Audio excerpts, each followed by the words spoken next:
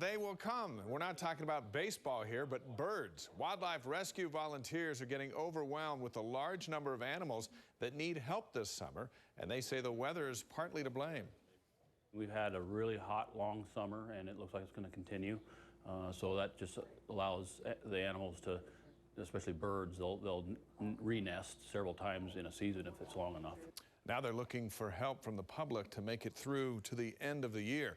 Northern Utah specialist Mike Anderson's at the Wildlife Rehabilitation Center in Ogden, where they're running short on room, manpower, and money.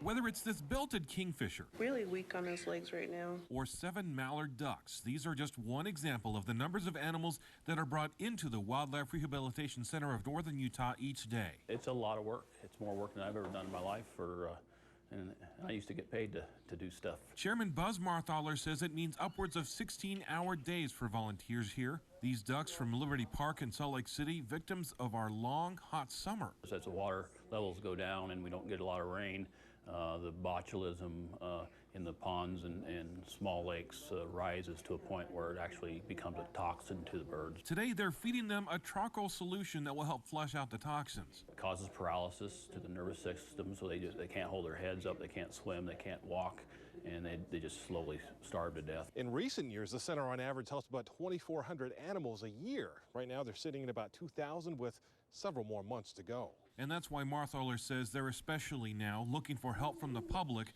through volunteers and much more. It's all through donations and the very small grants that we get each year, and just food alone on these animals.